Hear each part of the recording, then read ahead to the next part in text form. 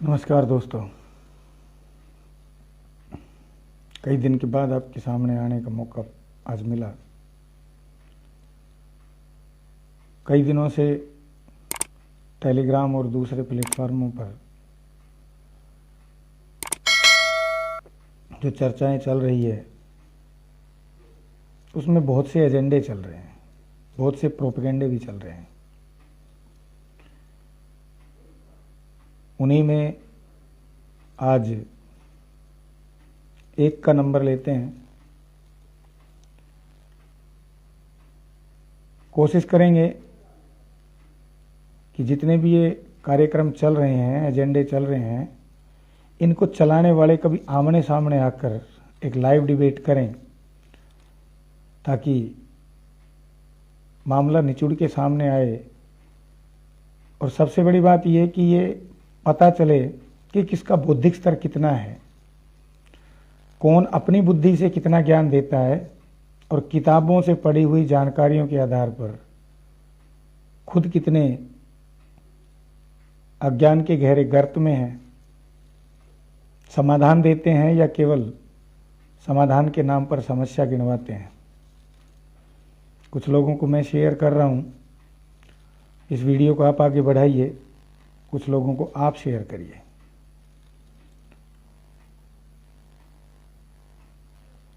आज इस देश में लोगों का एक वर्ग खड़ा हो गया है।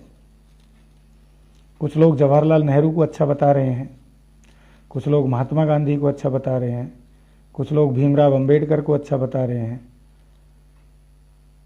कुछ लोग इन सब को भी छोड़ के इनसे एक कदम आगे संविधान को अच्छा बता रहे हैं। मैं उन सबसे बात पूछना चाहता हूं कि भैया जब ये संविधान इतना अच्छा था, इतना अच्छा है, तो पिछले 70 साल में 1950 से लेकर आज तक इतनी समस्याएं क्यों बढ़ी? क्यों आयुर्वेद को हटाकर एलोपैथी को स्थापित कर दिया गया? और आज प्रामाणिक तौर पर सरकार ने घोषित कर दिया है कि कोरोना नामक वायरस जनित बीमारी का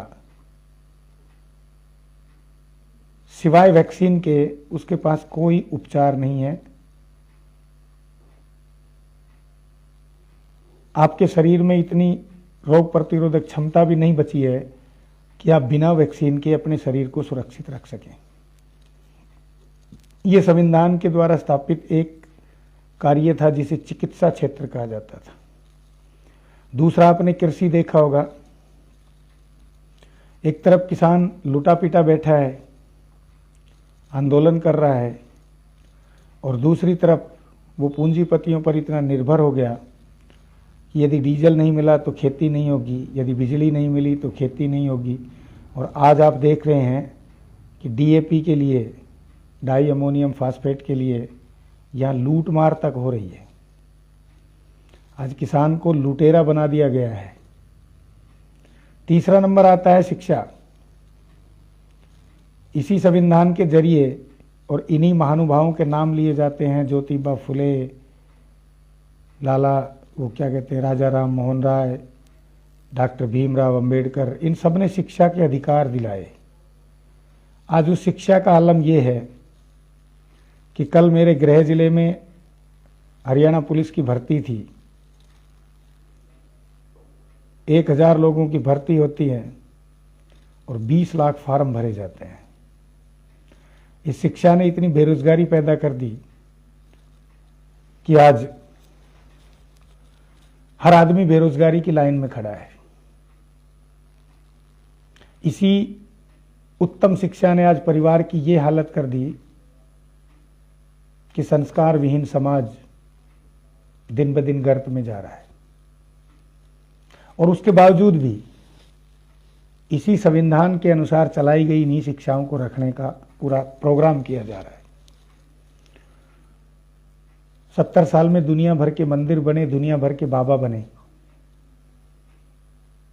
दुनिया भर की अध्यात्म की नई नई परंपराएं, नए नए तरीके खोजे गए, नया नया मेडिटेशन, योग, भक्ति साधना ये वो, किंतु मनुष्य अपना मूल छोड़कर दिन ब दिन प्रकृति के दोहन और जीव हत्या, नशा, संस्कार विहीन वातावरण की तरफ दिन ब दिन अग्रसर होता जा रहा है।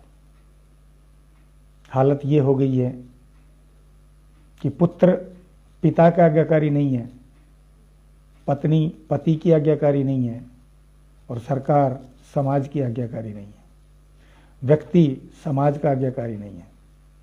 आखिर कहां जा रहे हैं? तो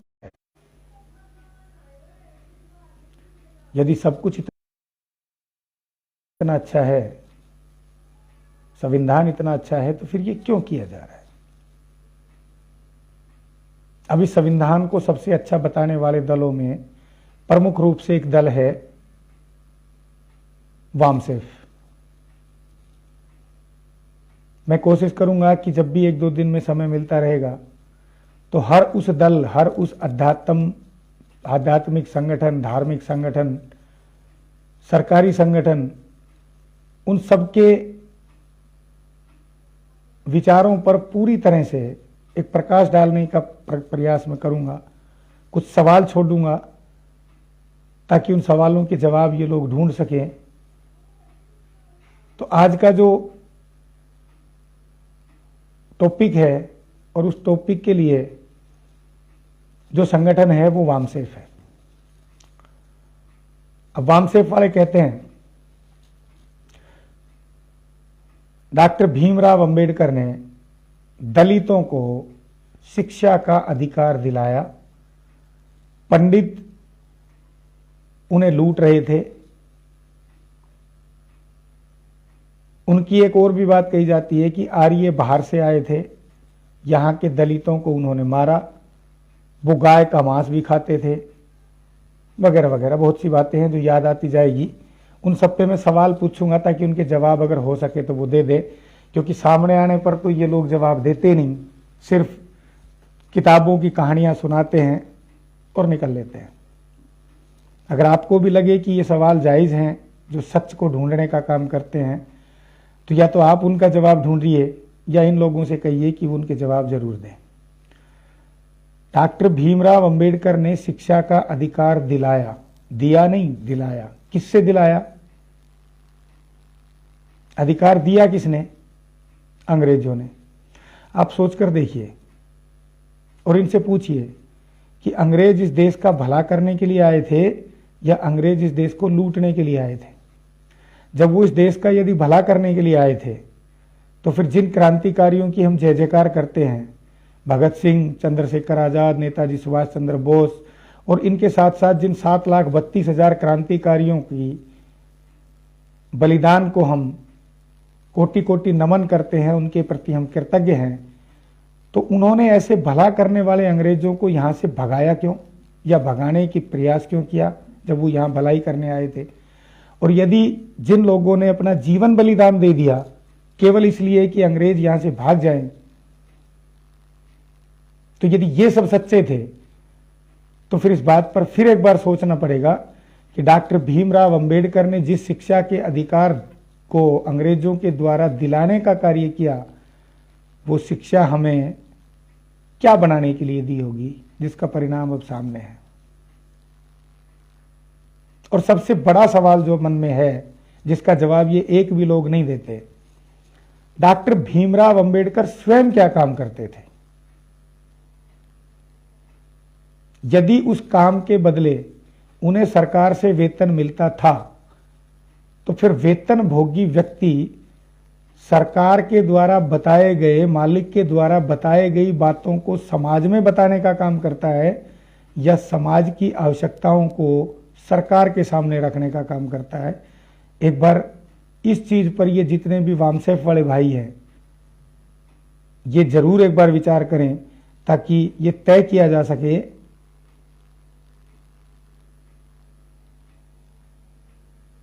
कि इस देश की व्यवस्था बिगाड़ने में कौन कौन महत्वपूर्ण व्यक्ति था, किस किस का महत्व ज्यादा था, किस किस का कार्य ज्यादा था, और कौन कौन इस देश की व्यवस्था को सुधारने के लिए तत्पर था। राजनीतिज्ञों में और धार्मिक संगठनों में तो इतनी हिम्मत नहीं है क्यों? क्योंकि उन लोगों को चंदा चाहिए, इसलिए वो किसी को भी सच कहने के लिए नहीं कहेंगे, सिर्फ एक काम कहेंगे कि सवालों की बौछार होगी, इस तरफ से वो गलत बताएगा, इस तरफ से वो गलत बताएगा, लेकिन स्वयं के आधार पर सोचने की क्षमता किसी की भी नहीं है। एक व्यक्ति जो सरकार से पैसा ले रहा है, अंग्रेजों से वेतन ले रहा है, वो व्यक्ति जो अंग्रेजों के साथ घूम रहा है, उनके साथ बैठ रहा है, वो कितनी बार जिन दलितों की बात की जाती है, जिन अछूतों की बात की जाती है, उनके दुख दर्द तकलीफ, उनकी गरीबी, उनकी भुखमरी को दूर करने के लिए कितने दिन उनकी बस्तियों के बीच में रहा था। और जिन पंडितों के द्वारा अत्याचार करने की बात बताई जाती है, उन पंडितों ने कोई ग्रंथ नहीं लिखे, वो सिर्फ उस ग्रंथ का वाचन करते थे। वो भी भीमराव अंबेडकर की तरह सरकारों से चंदा लेते थे, ठाकुरों से चंदा लेते थे जो अंग्रेजों के चाटुकार थे, और वो सिर्फ उन किताबों को पढ़ते थे, उन किताबों को बांचते थे। तो आखिर वो किताबें किसने लिखवाई थी? प्रिंटिंग प्रेस अंग्रेजों की थी, तो जितनी भी पोथी पतड़े पुस्तकें छपी, पंडितों ने वो कोई छापी नहीं। दूसरा नंबर आता है कि दलित और जाति। तो भैया एक बात बताइए, केवल अपने मन में सोचिएगा कि ये जाति प्रथा चालू किसने की थी? ये जातिगत व्यवस्था बनाई किसने थी? यदि भारत के पंडितों ने बनाई थी, तो अंग्रेजों ने अपने कागजों में इसे क्यों लिखा कि यादव की जाति का बच्चा यादव होगा, पंडित कुल में पैदा हुआ पंडित होगा, ठाकुर में पैदा हुआ ठाकुर होगा, हरिजन में चमार में पैदा हुआ चमार, जो चमड़े का काम करते हैं उनमें पैदा हुआ चमार होगा, जुलाहे का लड़का जुलाहा होगा, कुम्हार का लड़का कुम्हार होगा।